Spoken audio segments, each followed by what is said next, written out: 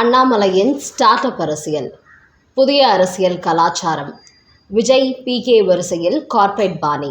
India today வெளியிட்ட பரபரப்பு தகவல். வணக்கம் நண்பர்களே. விதி லீடர்ஸ் இயக்கத்தின் தலைவர் அண்ணாமலை கூடிய சீக்கிரமே அரசியல் கட்சி தொடங்கி அதிரடியாக களத்திற்குள் இறங்குவதற்கு தயாராகி வருகிறார். குறிப்பாக பாஜகவில் மாநில தலைவராக இருந்தபோது இந்துத்துவ அரசியலை முன்னெடுக்க வேண்டிய கட்டாயத்திற்கு தள்ளப்பட்டிருந்த அண்ணாமலை தற்போது அனைத்து மக்களுக்கும் பொதுவான அரசியலை கையில் எடுத்திருக்கிறார். இந்த நேரத்தில் தமிழக முதலமைச்சர் விஜய், அரசியல் ஆலோசகர் பிரசாந்த் கிஷோர், அண்ணாமலை ஆகிய 3 பேரின் அரசியலையும் ஒப்பிட்டு இந்தியா டுடே ஒரு கட்டுரை வெளியிட்டுள்ளது.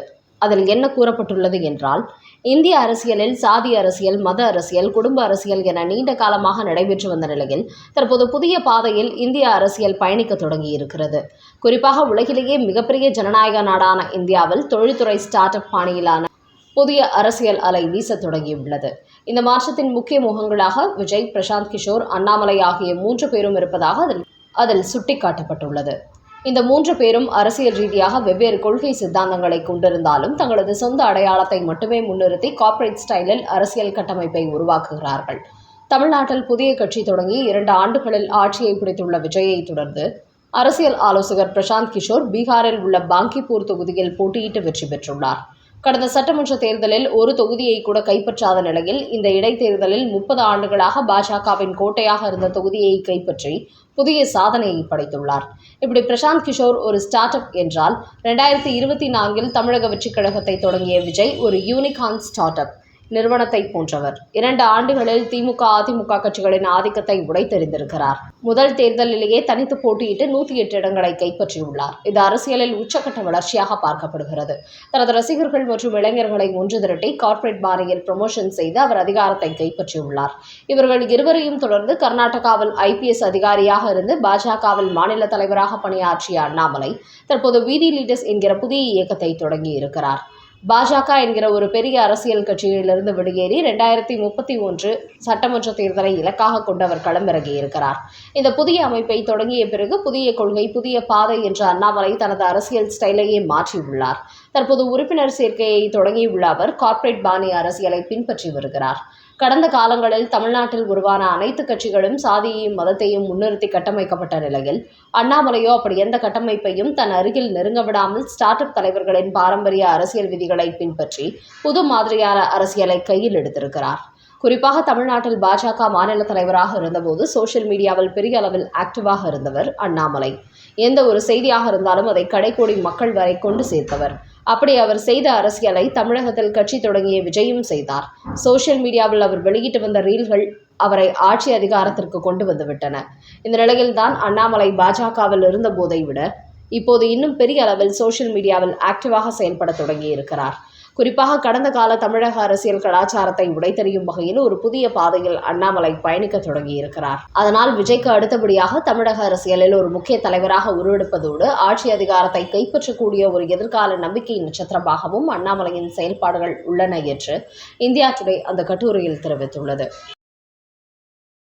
தமிழ் தாய் வாழ்த்து தீர்மானத்தின் போது தமிழுக்கு இழுக்கு, மத பிரச்சாரம் செய்த கிறிஸ்தவ அமைச்சர் விமர்சனத்தில் சிக்கிக்கொண்ட விஜய். 2026 சட்டமன்ற தேர்தலில் கிறிஸ்தவரான ஜோசப் விஜய் வெற்றி பெற்றதை தொடர்ந்து அவரது அமைச்சரவையில் கிறிஸ்தவர்களுக்கு கூடுதல் முக்கியத்துவம் கொடுக்கப்பட்டு வருகிறது. இத்தனைக்கும் கடந்த தேர்தலில் தமிழ்நாட்டில் கிறிஸ்தவர்கள் அதிகமாக வாழும் தென் மாவட்டங்களில் தமிழக வெற்றிக் கழகத்திற்கு பெரிதாக வெற்றி கிடைக்கவில்லை.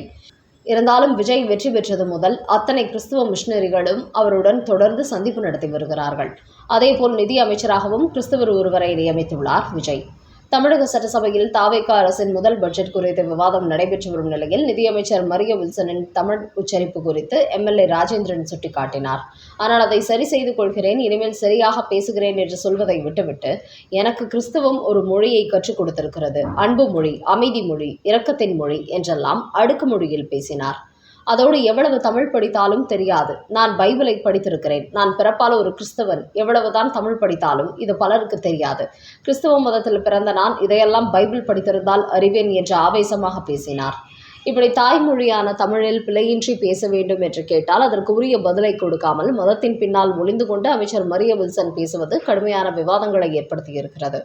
குறிப்பாக தமிழக சட்டசபையில் தமிழ் தாய் வாழ்த்து பாடலை முதன்மையாக பாட வேண்டும் என்ற தீர்மானம் நேற்று நிறைவேற்றப்பட்டது. இதை மக்களிடத்திலும் கொண்டு சேர்க்க முதலமைச்சர் விஜய் திட்டமிட்டார். ஆனால் நிதியமைச்சர் தமிழை தாழ்த்தி பேசி கிறிஸ்துவ மதத்தையும் பைபிளையும் சட்டமன்றத்தில் உயர்த்தி பிடித்திருக்கிறார். இவரது இந்த மத பிரச்சாரம் நாடு முழுவதும் கடும் கொந்தளிப்பை ஏற்படுத்தியிருக்கிறது. இதன் காரணமாக தான் அனைத்து மதத்திற்கும் பொதுவானவன் என்பது போன்று தன்னை காட்டிக் கொண்டு வரும் முதலமைச்சர் விஜய் நிதியமைச்சர் மரிய வில்சனின் அந்த இடத்தில் கண்டிக்காததும் அவர் மீது கோபத்தை ஏற்படுத்தியிருக்கிறது.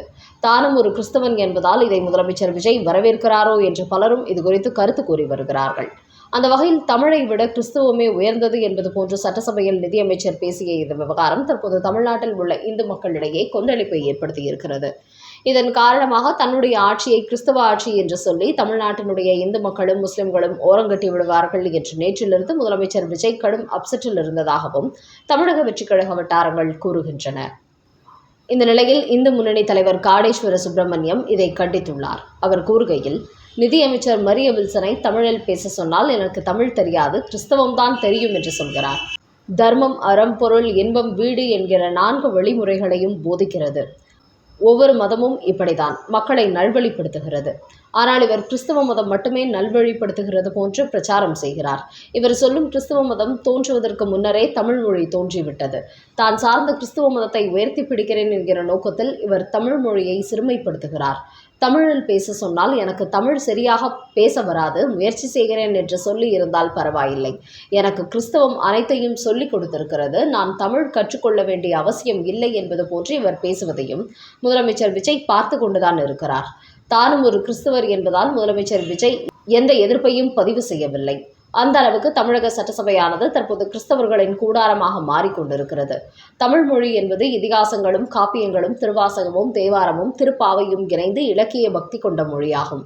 அந்த அளவுக்கு தமிழ் மொழியை தெரியாத ஒரு தலைமுறையை திராவிட கட்சிகள் உருவாக்கி வைத்துள்ளன. இப்படி தமிழ் மொழியை தெரியாத ஒருவரை தேர்ந்தெடுப்பதுதான் தமிழ்நாட்டு மக்களின் மிகப்பெரிய அறியாமையாகும்.